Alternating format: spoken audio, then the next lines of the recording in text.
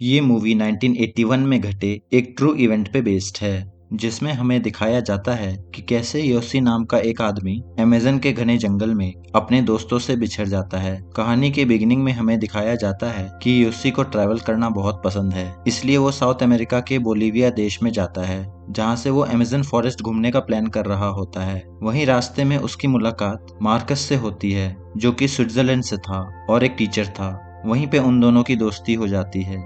अगले दिन Marcus Yoshi को अपने एक दोस्त से मिलवाता है, जिसका नाम केविन था और वो अमेरिका में एक फोटोग्राफर था। उन सभी को ट्रैवल और एडवेंचर का शौक होता है, जिस वजह से उनकी अच्छी दोस्ती हो जाती है। एक दिन जब योशी मार्केट में यूं ही घूम रहा होता है, तो उसे एक बंदा पीछे से टोकता है। वो जब पीछे मुड़ के देखता है तो वहाँ एक आदमी होता है जिसका नाम कार्ल होता है। कार्ल योशी को बताता है कि वो एक गाइड है और अगर उसे जंगल का असली मजा लेना है तो जंगल के बीचों बीच जाना होगा, जहाँ पे एंशियंट आदिवासी लोग रहते हैं। वो योशी को जंगल की बहुत सी चीजें बताता है, जिससे योशी बहुत इम्प्रेस हो जाता है। वो वापस आकर केविन और मार्कस से कार्ल का जिक्र करता है और सारी बात बताते हुए उन दोनों को भी अपने साथ जंगल एक्सप्लोर करने का ऑफर देता है। योशी उन दोनों को कहता है कि यहाँ पे जितने भी ट्रैवलर्स आते हैं वो आसपास घूमकर वापस चले जाते हैं, लेकिन हमें ऐसा नहीं करना, हमें एक अलग एक्सपीरियंस लेना चाहिए। वो दोनों योशी को पहले तो मना कर देते हैं, लेकिन बाद में थोड़ा विचार करने के बाद कार्ल से मिलने को मान जाते हैं। अगले दिन वो तीनों कार्ल से मिलते हैं और कार्ल केविन से कहता है कि तुम एक फोटोग्राफर हो, अगर तुम उन आदिवासियों की फोटोज लेके पब्लिश करोगे तो बहुत सक्सेसफुल हो जाओगे,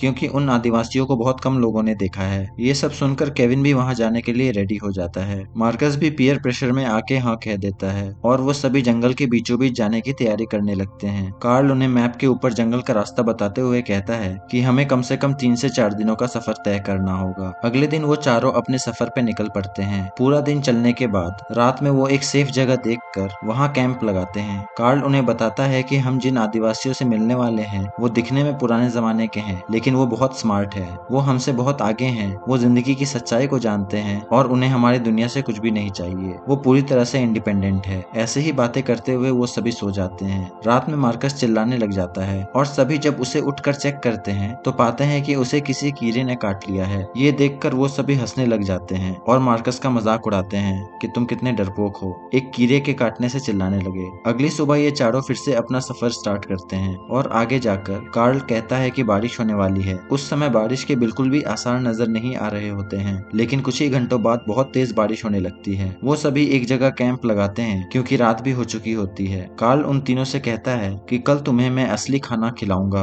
क्योंकि हम एक गाँव तक पहुँचने वाले हैं। और अगली सुबह कुछ दूर चलने के बाद वो सभी एक गाँव तक पहुँच जाते हैं। उस गाँव के सभी लोग कार्ल को जानते थे और वो उन सभी को देखकर खुश होते हैं। वो चारों वहाँ अच्छा टाइम स्पेंड करते हैं और फ्रेश होकर रात वहीं गुजारते हैं। अगली सुबह वो वहाँ से आगे बढ़ते हैं। उनके रास्ते में एक नदी आती है, जहाँ पे योशी को एक सोने का टुकड़ा मिलता है, जिससे सभी खुश हो जाते हैं। वो सभी इसलिए खुश होते हैं क्योंकि कार्ल ने उन सभी को आदिवासियों का जिक्र करते समय बताया था कि वहाँ पे बहुत सारा सोना है, और अब उन सभी को कार्ल पे पूरा विश्वास होने लगता है। अभी तक कहीं ना कहीं उनके मन में कार्ल को लेके एक डाउट था, लेकिन अब वो तीनों कार्ल पे पूरा भरोसा करने लगते हैं। अब वो सभी उन आदिवासियों से मिलने निकल पड़ते हैं जिनको आज तक बहुत कम लोगों ने ही देखा था। और रात होने से पहले कार्ल एक बंदर का शिकार करता है और उस रात सभी के खाने का इंतजाम करता है। हालांकि वो तीनों शुरू में बंदर का मांस खाने से हिचकिचाते हैं, लेकिन कार्ल उन्हें समझाता है कि जंगल में उन्हें यही सब खाना होगा। अगले सुबह वो सभी फिर से चलना शुरू कर देते हैं। तभी हम देखते हैं कि मार्कस का हिम्मत अब जवाब देने लगता है और चलते चलते उसके पैरों में छाले पड़ने लगते हैं। अब मार्कस की वजह से उन सभी को एक जगह रुकना पड़ता है। वहाँ योशी और केविन आपस में बात करते हैं कि मार्कस बहुत कमजोर है और शायद उन्हें उसे उस ट्रिप पे नहीं लाना चाहिए था। अगली सुबह जब वो सभी अपने सफर पे आगे बढ़ने की तैयारी करते हैं, तब देखते हैं कि मार्कस की हालत और भी ज्यादा खराब हो चुकी है। तब वो सभी लोग आपस में विचार करने लगते हैं और केविन को एक आइडिया आता है। वो कहता है कि हम आगे का रास्ता पैदल न जाकर पानी वाले रास्ते से जा सकते हैं, जिससे मार्कस को पैदल नहीं चलना होगा। पर कार्ल इन सबको समझाता है कि नदी का रास्ता इतना सिंपल नहीं है, उसमें बहुत रिस्क है और जान भी जा सकती है। फिर वो सभी वोट करने का डिसाइड करते हैं और तीनों कार्ल को नदी के रास्ते जाने के लिए मना लेते हैं। काफी देर तक लकड़ी जुटाकर मेहनत करने के बाद वो सभी एक राफ्ट तैयार करते हैं और अपना सारा सामान उसके ऊपर बांध देते हैं। जब वो यहाँ से निकलने वाले होते हैं तो कार्ल उनको बोलता है कि तुम सभी मेरे ऑर्डर्स फॉलो करोगे और मेरे कहे अनुसार राफ्ट को चलाओगे। फिर वो सभी वहाँ से निकल जाते हैं, लेकिन रास्ता इतना आसान नहीं होता और पानी का बहाव बहुत तेज होता है, जिसके वजह से उनका राफ्ट डिसबैलेंस हो जाता है। कार्ल उन सबको कहता है कि हमें किसी किनारे पे रुक जाना चाहिए, लेकिन केविन ऐसा करने के खिलाफ होता है। वो कहता है कि हमें पानी के बहाव के साथ साथ आगे बढ़ते रहना चाहिए। इसी बात पे कार्ल और केविन के बीच झगड़ा होने लगता है और काफी बहस होती है। अल्टीमेटली उसे कार्ल की बात को मानना पड़ता है, क्योंकि कार्ल को ही जंगल का ज्यादा आइडिया था। जैसे ही वो सभी किनारे पे आते हैं, कार्ल कहता है कि मैं जंगल से कुछ शिकार करके आता हूँ ताकि खाने का इंतजाम हो सके। जब कार्ल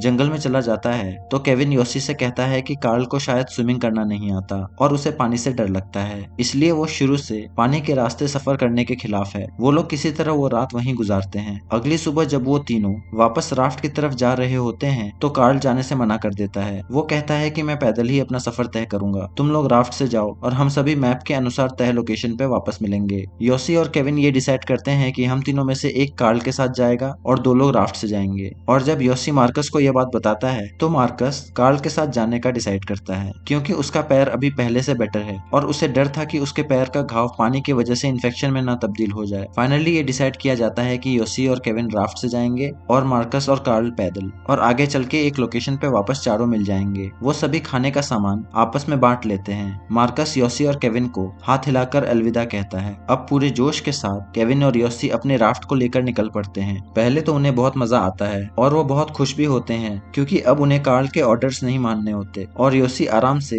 राफ्ट पे लेट जाता है। लेकिन आगे चल के नदी का बहाव बहुत तेज हो जाता है और उनकी राफ्ट उनके काबू से बाहर होने लगती है। वो एक पत्थर से टकरा जाते हैं और बहुत बुरी सिचुएशन में फंस जाते हैं। केविन योसी से कहता है कि अगर हमें जान बचानी है तो हमें किसी भी तरह किनारे तक जाना होगा। मैं पहले जाने की कोशिश करता हूँ और फिर तुम राफ्ट पे से रस्सी फेंकना और मैं तुम्हें खींच लूंगा। योसी केविन से कहता है कि ये बहुत रिस्की है। दरअसल योसी बहुत ज्यादा डर गया होता है, लेकिन केविन शांत दिमाग से हिम्मत न हारते हुए जैसे तैसे किनारे तक आ जाता है और वो योसी को रस्सी फेंकने के लिए कहता है। लेकिन तभी एक बहुत बड़ी लहर आती है जिससे योसी राफ्ट से अलग होकर डूबने लगता है। केविन योसी को बहता हुआ देखता है, लेकिन अब वो चाह के भी कुछ नहीं कर सकता था। आगे चल के योसी किसी तरह एक पत्थर को पकड़ के उसके सहारे किनारे पे आता है। वो केविन को आवाज लगाता है और उसे ढूंढने की बहुत कोशिश करता है, लेकिन योसी नदी में बहकर बहुत ज्यादा आगे आ चुका था, जिसका उसे कोई अंदाजा नहीं होता। अब योसी इस बड़े से घने जंगल में बिल्कुल अकेला होता है और उसी समय वहाँ तेज बारिश होने लगती है। वो किसी तरह नदी किनारे से ऊपर आता है और एक पेड़ के नीचे आसरा लेता है। अब ना ही उसके पास कैंप लगाने का सामान है और ना ही खाने के लिए खाना। तभी उसको नदी में उसका बैग जाता हुआ दिखता है और वो नदी में वापस कूदकर वो बैग किसी तरह पकड़ लेता है। बैग में एक छोटी सी किताब होती है जो उसकी दादाजी की होती है। वो उसका लकी चार्म होता है, इसलिए वो उसे हर जगह अपने साथ लेकर जाता था।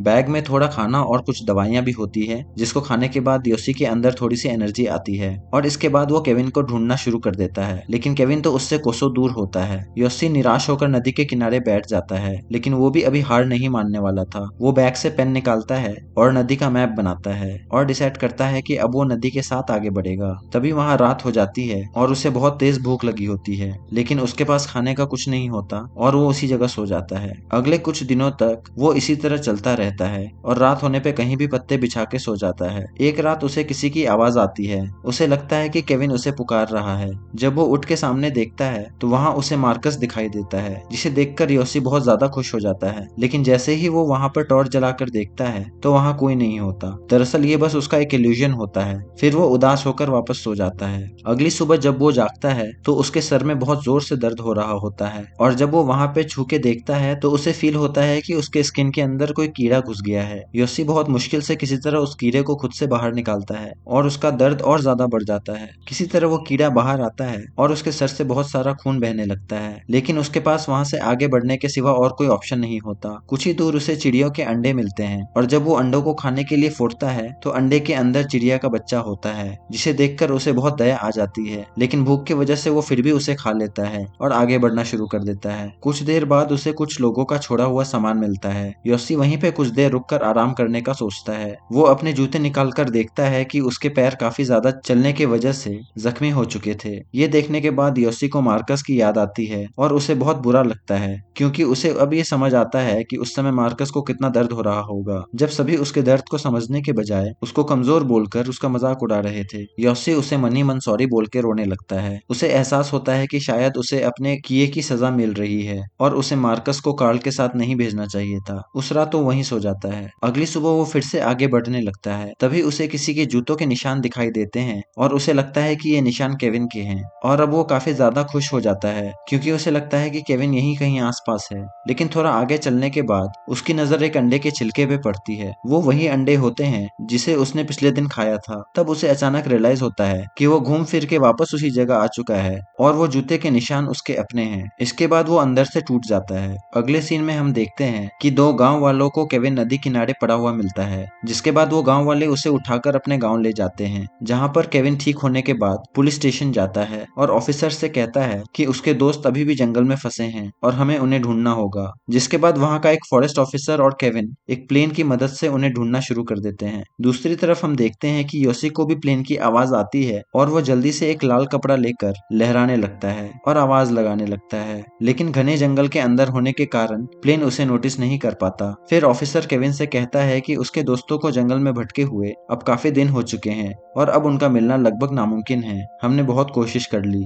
और उसे सॉरी कह के जाने बोलता है, लेकिन केविन हार नहीं मानता और एक लोकल बोट वाले को पैसे देकर जंगल में चलने के लिए कहता है। पहले तो बोट वाला भी कहता है कि तुम्हारे दोस्त को गुम हुए अब 17 दिन हो चुके हैं और उनके मिलने के चांसेस ना के बराबर हैं और इससे कोई फायदा नहीं होने वाला। लेकिन बाद में वो केविन के बहुत रिक्वेस्ट करने पर उसकी बात मानकर नदी के रास्ते जंगल में जाने के लिए रेडी हो जाता है और वो दोनों जंगल के लिए निकल पड़ते हैं। दूसरी तरफ हम योसी को देखते हैं जो कि जमीन पे पड़ा हुआ होता है और उसकी हालत बहुत बदतर हो चुकी होती है। तभी उसे वहाँ पे एक आदिवासी लड़की दिखाई देती है। जैसे ही योसी उसे आवाज लगाता है वो लड़की डर के उससे भागने लगती है। योसी उसे समझाने की कोशिश करता है कि वो उसे कोई नुकसान नहीं पहुंचाएगा। वो उस लड़की से मदद मांगता है और कहता है कि वो रास्ता भटक चुका है, लेकिन हमें पता चलता है कि वो लड़की भी जंगल में रास्ता भटक चुकी थी और योसी की तरह ही अकेली और भूखी थी। योसी को नहीं पता होता कि उस लड़की को इंग्लिश आती है या नहीं, लेकिन फिर भी वो उससे बातें करता रहता है क्योंकि बहुत टाइम से उसने किसी इंसान से बात नहीं करी थी। वो उस लड़की के साथ अपना आगे का सफर तय करता है और उसे सोने के लिए अपना ब्लैंकेट भी देता है और खुद पेड़ के नीचे बैठा रहता है। साथ में किसी इंसान के होने से उसको वापस खोई हुई हिम्मत मिल जाती है। अगली रात वो उसे साथ सोने को कहता है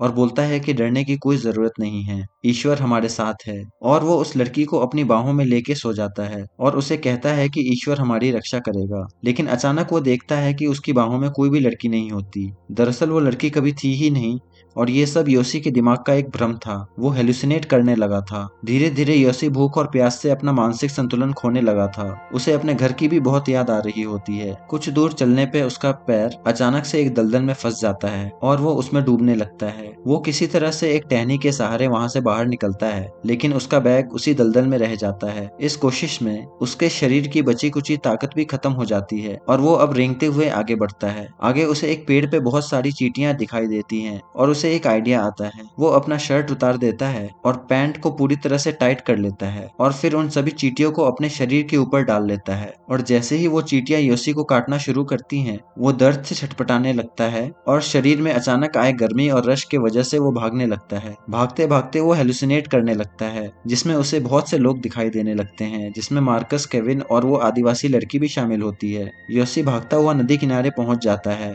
और वहां पहुंचकर वो हताश होकर बैठ जाता है और बड़ी मुश्किल से कुछ बांस के टुकड़ों से वो एक वाई शेप बनाता है ताकि ऊपर जाने वाले फ्लाइट्स की नजर उस पे पड़े। तभी वहां पे एक कछुआ आता है। पहले तो योसी उसे मारने के लिए पत्थर उठा लेता है ताकि अपना पेट भर सके, लेकिन अब उसका मन जवाब दे चुका होता है और उसके जीने की इच्छा लगभग खत्म हो चुकी होती है। वो पत्थर वापस नीचे फेंक देता है और उस कछुए से बात करने लगता है। वो उसे कहता है कि तुम्हें घबराने की कोई जरूरत नहीं है, तुम जिंदा रहोगे, और वो उस कछुए को जाने देता है। अब वो दोनों हाथ फैलाकर आसमान की तरफ देखता है और वहीं पे बेहोश हो जाता है। अगले दिन हम देखते हैं कि केविन अपने बोट के साथ उसे ढूंढता हुआ उसी जगह पे आ जाता है, लेकिन उसे योसी कहीं नहीं दिखता। उसके साथ बोट वाला आदमी उससे कहता है, अब तुम बहुत कोशिश कर चुके, अब वापस चलते हैं। बोट को इससे आगे लेकर जाना बिल्कुल सेफ नहीं है और वो दोनों बोट पे बैठकर वापस जाने लगते हैं। तभी योसी, जो कि एक पेड़ के पीछे सो रहा होता है, उसे बोट के मोटर की आवाज आती है और वो किसी तरह उठकर चेक करता है। वो केविन को वापस जाते हुए देखता है। बहुत मुश्किल से वो खड़ा होकर केविन को आवाज लगाता है, लेकिन कमजोरी के कारण उसकी आवाज महज एक विस्पर की तरह निकलती है और वो केविन तक अपनी आवाज नहीं पहुंचा पाता। तभी केविन एक लास्ट बार पीछे मुड़कर देखता है तो उसे योसी वहां पे खड़ा हुआ नजर आता है और वो जल्दी से बोट घुमाकर वापस आता है और योसी को अपने गले लगा लेता है। योसी को जिंदा देखकर वो बहुत खुश होता है। योसी को वो दोनों बोट पे सुला देते हैं और उसे वापस गांव में लेके आते हैं। उधर योसी को सब जिंदा देखकर बहुत हैरान होते हैं कि कोई इंसान 3 हफ्तों तक अकेले जंगल में कैसे सरवाइव कर गया।